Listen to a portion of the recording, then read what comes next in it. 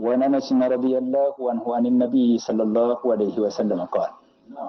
ثلاث من كن فيه وجد بهن حلاوة الإيمان kuje tati mo ɗe ngoni har muɗum o matan be maje dakam me iman an yakuna Allahu wa rasuluhu ahabba ilayhi mimma siwahuma Allah ceniɗo e nulaɗo muɗum latto ɓuri yiɗego her mako dini ko luti ɓe wa an yuhibba almar'a la yuhibbuhu illa lillah o yiɗa goɗɗo bo o yiɗata ɗum sey ngam Allah ceniɗo wa an yakraha an ya'uda fil kufri ba'da an anqadhahu Allahu minhu kama yakrahu an yughdafa fin nar o wanya bo o wartana kufru bawo Allah ceniɗo hisnimo kufru man bana o wanyata Allah o shakkine nder yite kikuji tati ɗi annabijo wi to goɗɗo o mariɗi kam o matan halawatal imani nana dammuɗo her majum no kanna en mbiyatno to goɗɗo ni ɗiɗo ɗi o jarribake her ko'e ma jarribake ɗi har hoore mako noon ɗi ngoni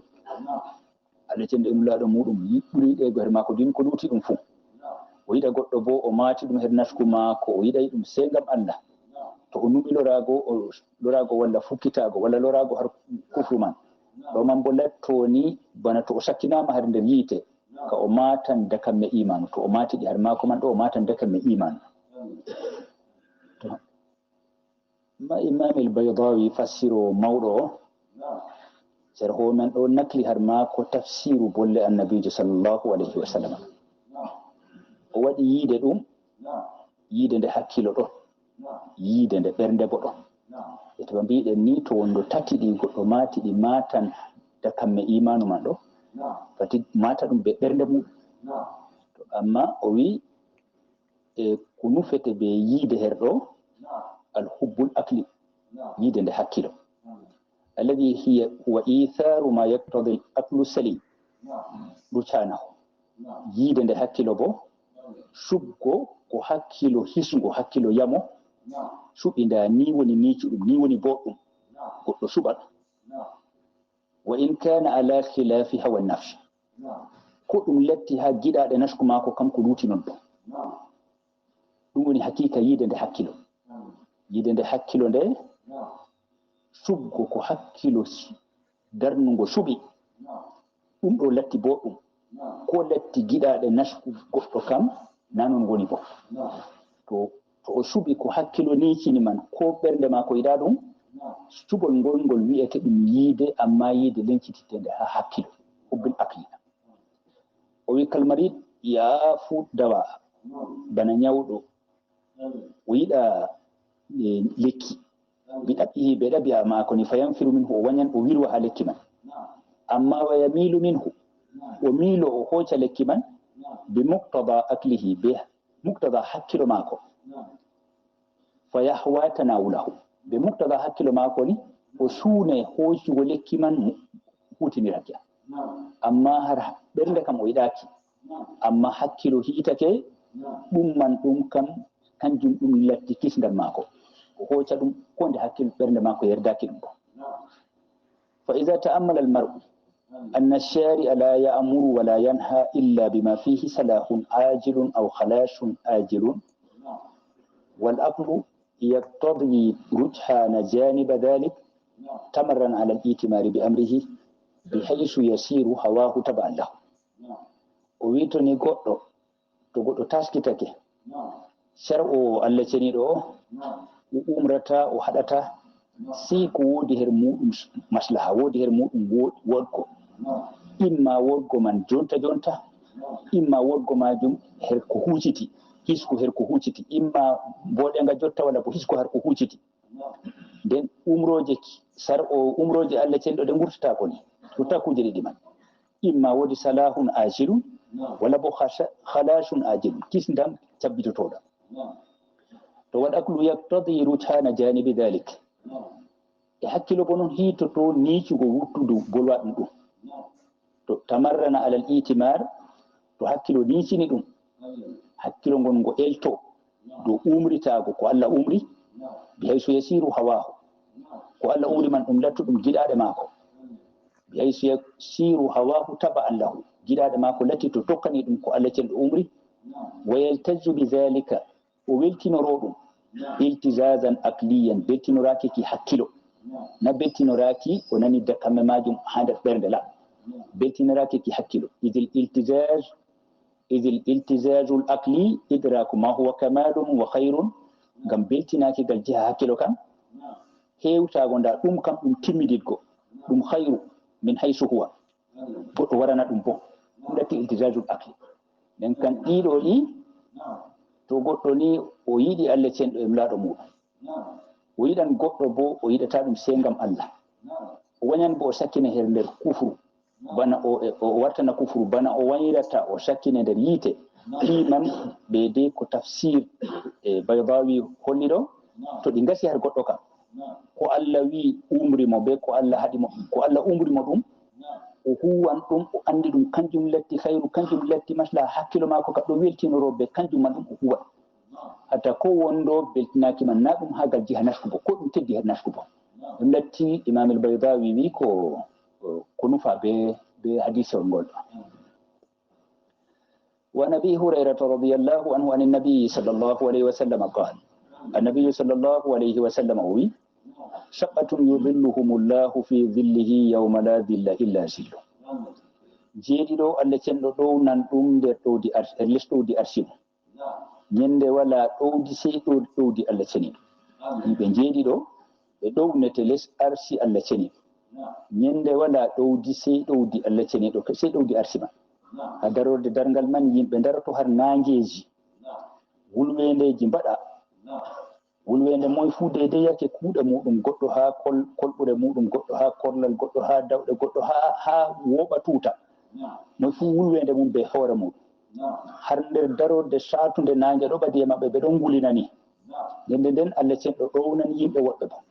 ɓe koyse ɓe joƴƴino e ha les ɗowdi lattindi ɗowdi arsi Allah ceniɗo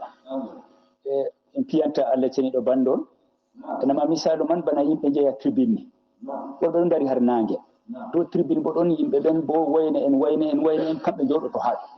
to ɗo bo ha alat ñande dargal man to yimɓe lettake darake man ɓeɗon yimɓeji ɗon dari har darorde satunde amma nder darorde satunde man ɗon hoccete yimɓeji woɓɓe kam dillire ɗum en ɓe ɗowne ha ɗowdi arsi Allah ceniɗo amma sifaji ɓe marata kanji ɗin kennata ɓe na jammoje ɓe marata inama sifaji kuuɗe arano maɓɓe o wi annabijo sallllahu alayhi wa sallam o wi imamun adil lamɗo julɓe arjo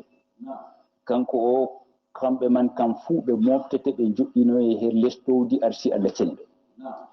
to ɓe mbi imamun adilun bo ko woni kanko mo hutinirta baytumalil muslimina ha ko saria umray jawdi baytumalil muslimina gartandi har jungo maako o ata har mari sisiyel ko gotel o hutinira ngel na ha kiitawi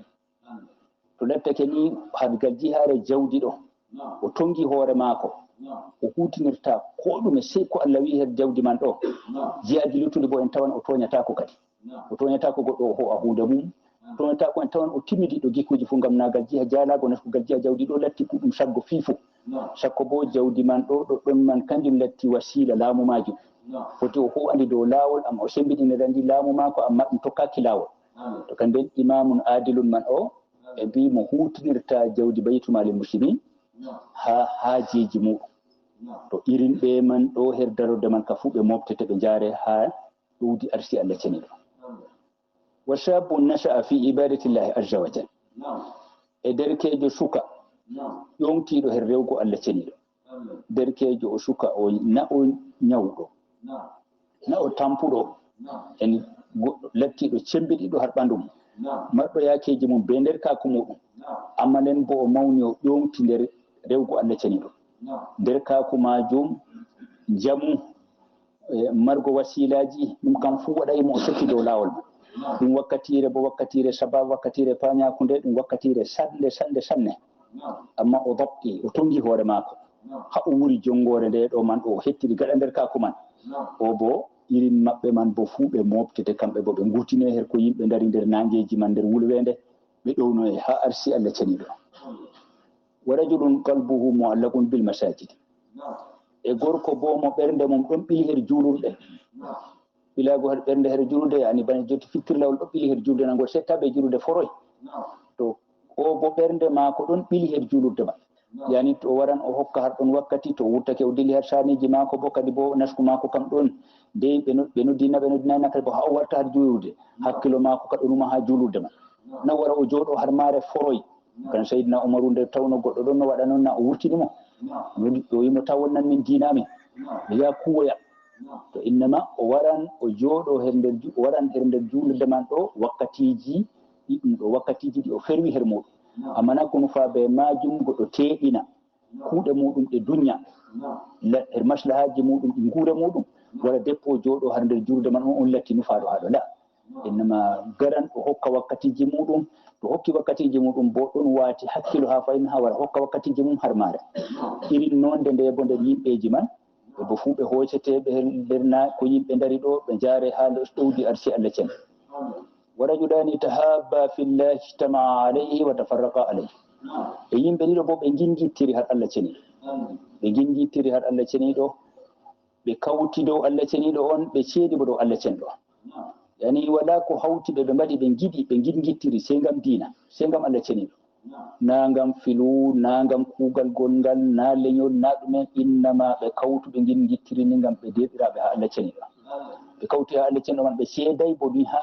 ɓe ceedi bo dow ñande ɓe ceedi bo ɓe ceedi dow Allah cenɗo ɗon goto maɓɓe maayi acci goɗɗo oya bo noon goto maɓɓe dilli nokkure wonde acci o ɓe ceedi ɓe fuu banno ɓe gonno noon ɓe goɗɗi ɓe bo kamɓe bo irin nonde maɓɓe man kam fuu fo moftete ɗowne less ɗowdi arsi Allah cenɗo wa rajulun da'athu imra'atun dhatu mansibin wa jamal debbo non gorko mo debbo marɗo darja marɗo bo ngarol yewni ɗum faqala yewnaɗo kanko gorko on o wi inni akhafullaha miɗo hula Allah ceniɗo debbo jawmu darja jawmu ngarol on man yewnorimo bo ha o hallida be muɗum to ni ɗiɗi ɗi kawtuɗi e maako kanko debbo man o jawmu darja o jawmu ngarol kanko on maɓɓitani gorko man bo dammugal gorko man notomo gorko on wala ko huwata ha heggomo man innama o huwi ɗum fu ɗum timmi haɗo na ngariza bo ɗon garaizuji ɗabiyaji naskuji man bo ɗum ɗon ɗum fina wakkati man amma o wiya debbo majum o miɗo hula Allah ceniɗo ha jabago ma har ko ƴewnotoɗami ɗo to bo ɗum nokkure sande kanko man bo irin nonde nde bo ɓe moɓete ɓe fuu ɓe ɗownoye ha ɗowdi arsi Allah ceniɗo wa rajulun tasaddaqa bi sadaqati gorko goɗɗo bo ɗon kañum bo yawbo maɓɓe on man bo o sadki sadaka fa akhfaha o suuɗika hatta la ta'lama shimaluhu ma tunfiqu yaminuhu ha o anda nano mako andata ko nyamo mako nafi o bo ɗum goɗɗo dewruɗo Allah cenɗo be jawdi amma o suuɗi sadakaji mako o hokkan sadaka kanko on ni to wondo yoga mako andan no yoga mako andata kam yoga mako dullan ko hokki wondo jungo faman no jungo nano faman no ko jungo nyamo huwata wondo wodi no sendugo matugo be famugo ɗum har goɗɗo wuttudu mako ndu foti fama wuttudu mako ndu foti famayno kam to wondo ɗum waɗanno kam ko jungo mako nyamo nafrata ɗo jungo mako nano ko jungo mako nano famatano o bo o dewo sakkiro jawdi amma o suuɗan sadakaji mako bo sanne o man bo irin nonde nde bo Allah cenɗo moftan ɓe les ɗowdi arsi muɗum bo sahaba en mbaɗa ɗum ɓe ƴimmo jemma ɓe njaha ɓe tappana goɗɗo parewal ɓe tappana goɗɗo maɓɓode muɗum on man maɓɓita ɓe liiƴano ɗum ɓe lorto ɗum ñamdu ɗum lumciye ɗum ɗume fo jokkiɓe her meɗen ɗo dotti en ɗon no mbaɗa ɗum ɓoyma dotti en ɗon no mbaɗa ɗum ɓoyma jal ɗum dow her ni inɗe wayne waɗa ɗum yimɓe ɓe yimɓe andini ɗon no mbaɗa ɗum yo jemma sawa hunde jaha maɓɓa tappa maɓɓode goɗɗo maɓɓita ɓe liiƴano ɗum to ɓe liiƴanake ɗum suɓɓe dilli andata ɗum moye waɗi ɗum amma giya bo nde latti huugal ngal hayru to goɗɗo no goɗɗo surri ngal fuu gi'a gikkeji yimɓe jaha ni ha mbiya ɗum wayne waɗata ɗum kuugal sarri bo no goɗɗo surri ngal fuu kangal bo ɗiɗi tati ni no gi'a ngal wangi kadi wa rajulun zakara allaha ta'ala khaliyan fa fadat aynahu e noon bo tataɓo maɓɓe jeeɗiɗaɓo maɓɓe gorko innuɗo inde Allah ceniɗo o joɗake o siftori Allah ceni khaliyan alhali mako o perewɗo jooɗi feere maako o numi laamu Allah ceniɗo o numi bo ko Allah ceniɗo moƴƴani mo o numi bo kanko man noy o yakeji maako be Allah ceniɗo jawmi ko huntori e majum gite maako ndufi gonɗam o bo Allah ceniɗo ɗownan mo les ɗowdi arshi mum kadi mahallu shahidi hadisol majum ngol wa rajulani tahabba fillahi yitiroɓe har Allah ceniɗo ɓe kamɓe man Allah ceniɗo hawtan ɓe her les ɗownanɓe ñande dargal les ɗowdi arshi Allah ceniɗo kadi imam an-Nawawi e sharho o wi nakliha hafiz ibn hajar Allah ceniɗo hinnomo o wi jeeɗiɗo man ɗo ɓe fuu annabijo ɗon wi'a warajulun to ha aran ɗo kam o wi imamun adilu to luttuɓe bo o wi warajulun kaza ɓe rajulun ɗo limtiɓe o wi ɗum riwata debbo bo nastan har ɗon har ko heɓino to debbo nasta to bana ko woni ha sharia kam ardungal mawnirawal lattingal imamul adilum man kam na ɗum kam sharia ɗo sarɗita har majum gorko to e bo har misalu garɗo herɗo gorko mo debbo lattiɗo jawmu ngarol jawmu darja noddi ɗum gorko man wi miɗo hula Allah cenɗo